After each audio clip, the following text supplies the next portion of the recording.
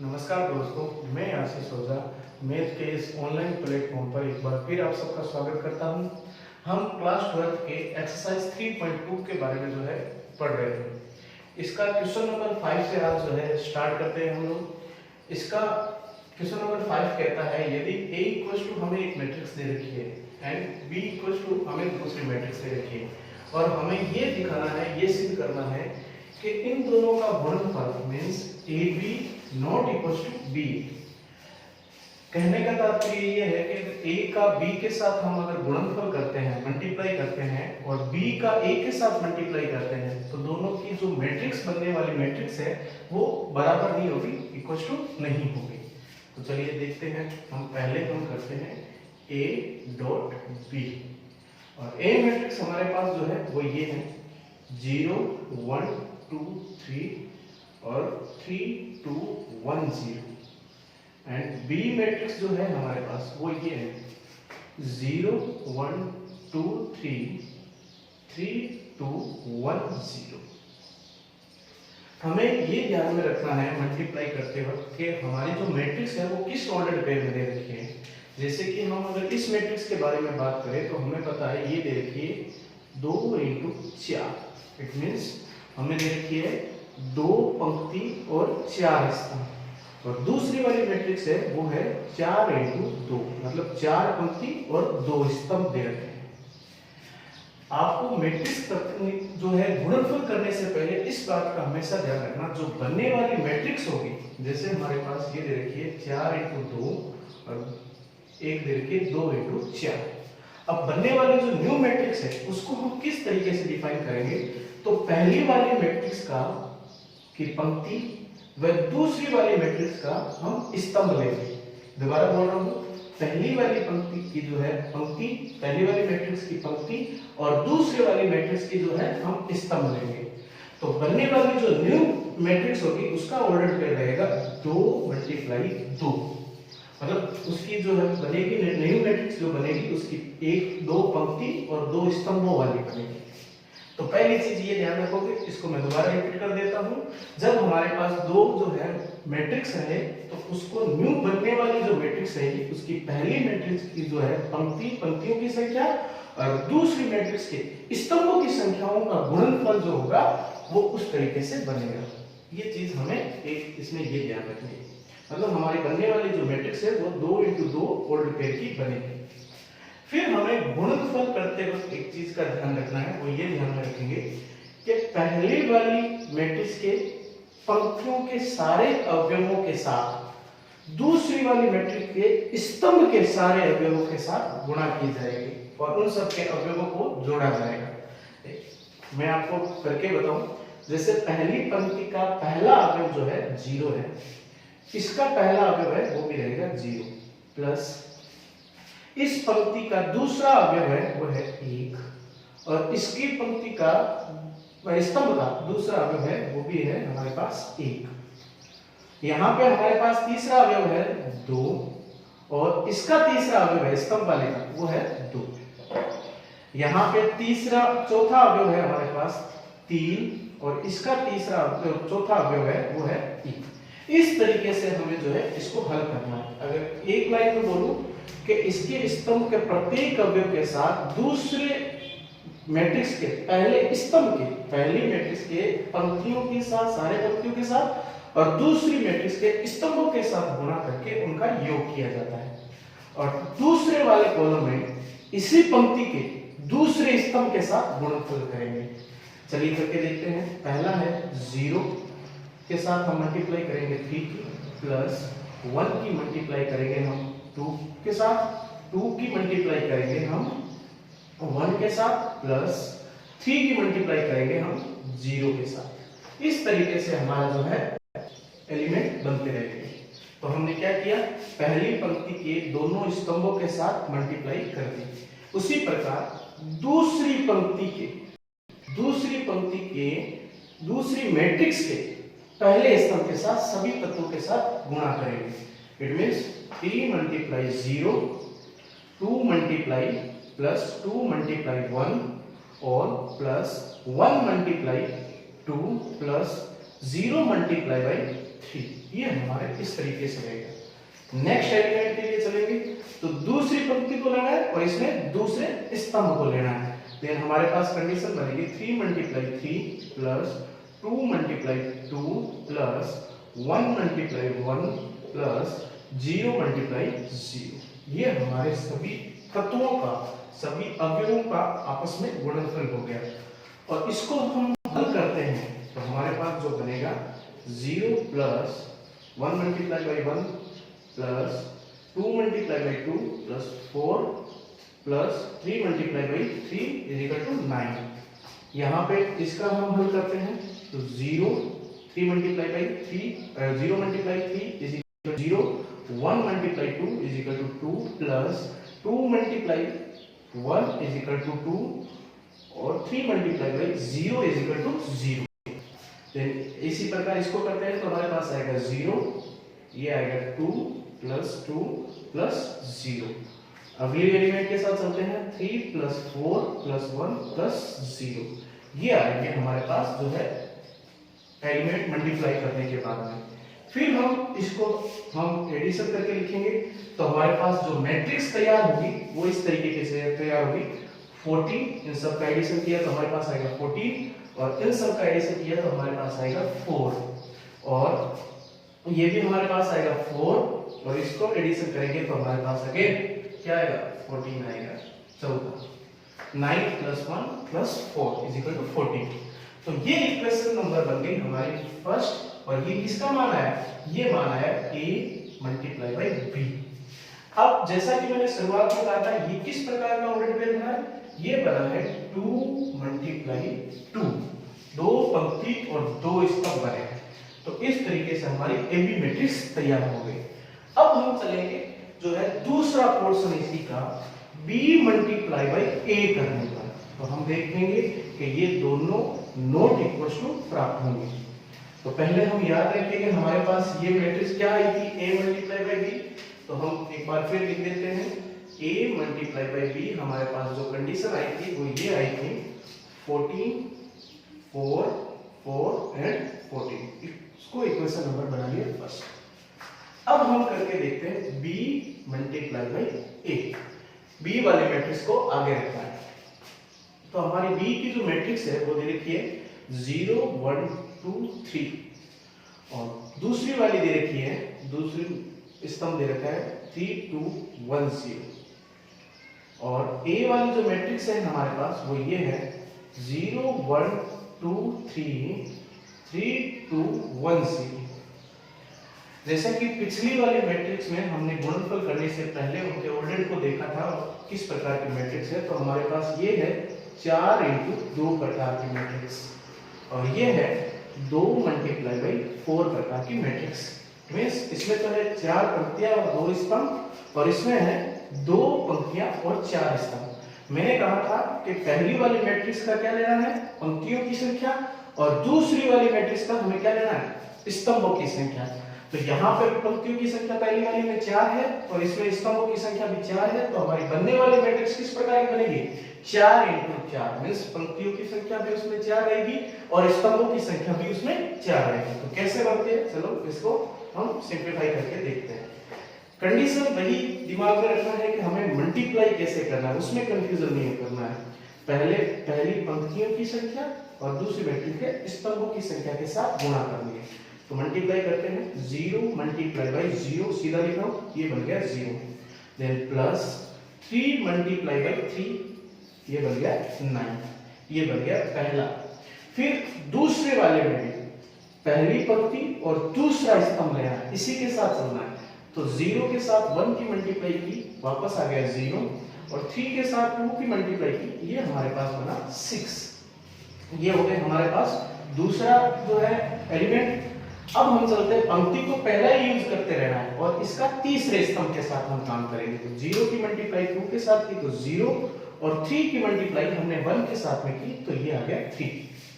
अगले एलिमेंट के लिए चलते हैं, पंक्ति वही लेनी है, स्तंभ चेंज हो जाएगा। तो 0 की मल्टीप्लाई 3 के साथ की तो ये आ गया 0 प्लस 3 की मल्टीप्लाई हमने 0 के साथ की, ये भी बन जाएगा हमारे पास 0। तो ये हमने पहली पंक्ति के चारों स्तंभों के साथ में हमने मल्टीप्लाई करके एलिमेंट तैयार कर लिए हैं। उसी प्रकार दूसरी पंक्ति का यूज करना है और स्तंभ 4 यूज में लेना है। तो हम इसी प्रकार चलते हैं। तो पहली पंक्ति, दूसरी पंक्ति, पहला स्तंभ। तो 1 की मल्टीप्लाई 0 के साथ 0, 2 की मल्टीप्लाई 3 के साथ ये बन जाएगा 6। आगे चलते हैं दूसरे एलिमेंट की तरफ। 1 की मल्टीप्लाई 1 के साथ में 1 प्लस 2 की मल्टीप्लाई 2 के साथ में, तो हमारे पास बन जाएगा 2 मल्टीप्लाई 2 इज इक्वल टू 4।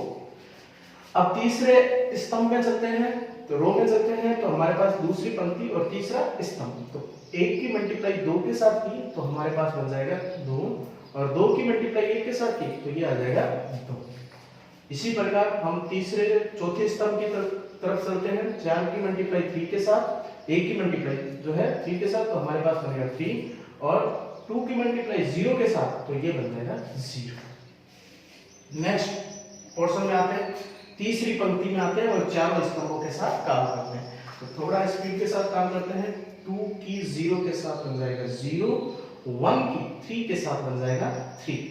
फिर चलते हैं 2 का 1 के साथ मल्टीप्लाई करते हैं 1, और 1 की 2 के साथ करते हैं, तो ये बन जाएगा 2।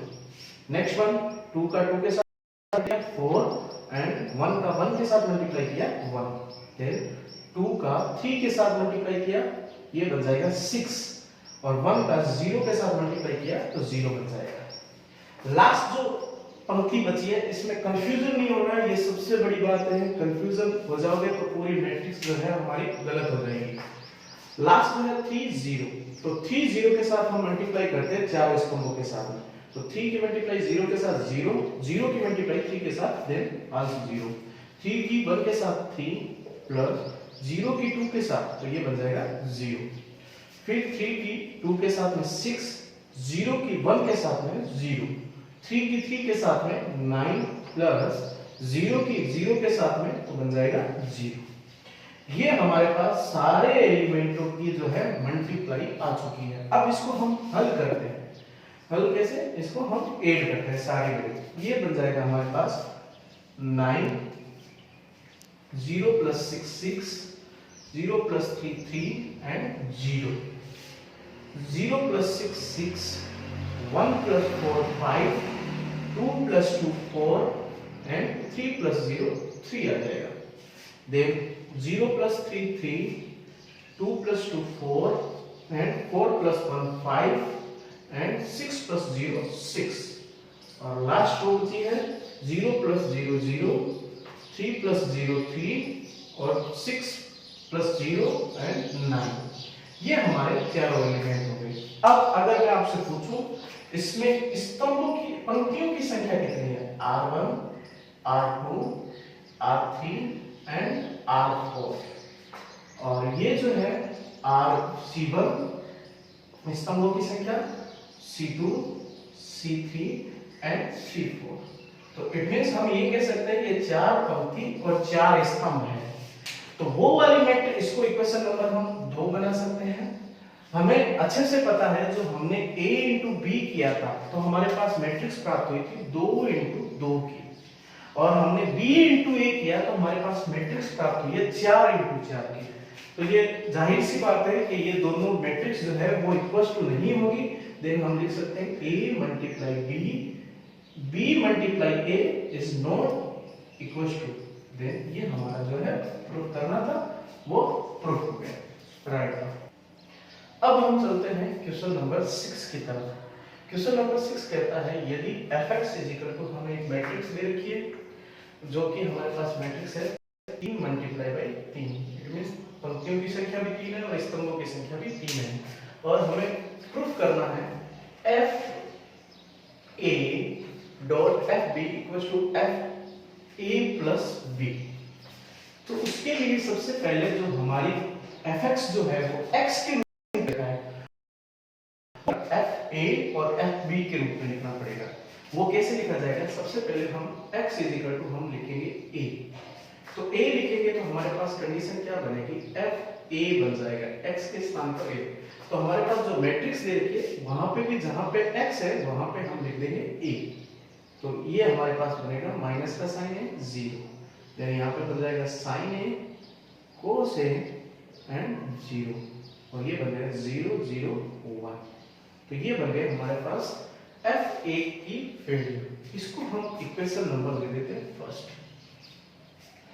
और इसी प्रकार हमें b के रूप में भी देखना पड़ेगा, तो x हम लिख सकते हैं b। तो b लिखेंगे तो हमारे पास क्या आ जाएगा, FB के रूप में आ जाएगा। तो b के रूप में आएगा, जहां पे भी x लिखे वहां पे हम मैट्रिक्स तैयार कर लेंगे b के रूप में। देन cos b माइनस का sin b 0, sin b cos b and 0। Next one बन जाएगा हमारे पास 0 0 एंड 1 बन जाएगा। तो ये बन गया, इसको इक्वेशन नंबर बना देंगे हम 2। ये बन गया हमारे पास FA और FB बन गया। तो FA और FB बन गया। अब हम लिख सकते हैं FA प्लस B, और FA प्लस B जो है हमारा RHS है। देन हम RHS पहले निकाल सकते हैं। और RHS कैसे निकलेगा, जैसे हम x के स्थान पर हमने x के स्थान पर a रखा था और x के स्थान पर हमने b रखा था, और FA प्लस B का मीन है जहां पे x लिखे वहां पर हम a प्लस b लिख सकते हैं। तो कैसे लिखेंगे, ये बन जाएगा cos a plus b, then minus sin a plus b, और ये बन गया 0। और फिर जो अगला एलिमेंट है sin a प्लस b,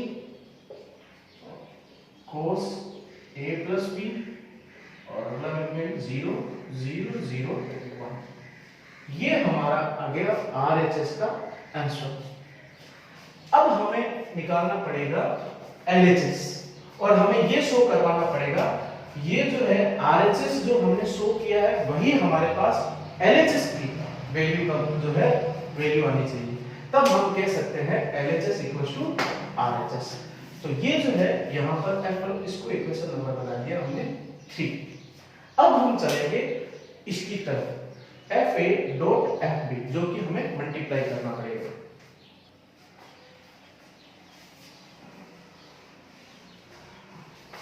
ये मेरे पास जो है आपके यहाँ से क्लियर कर देता हूँ।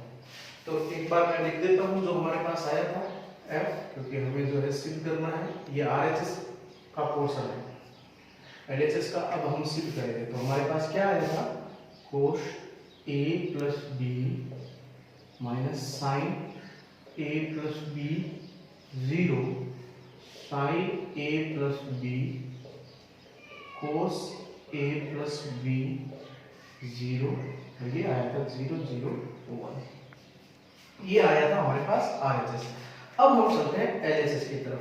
LHS वाली जो कंडीशन है वो ये दे रखी है FA डॉट FB।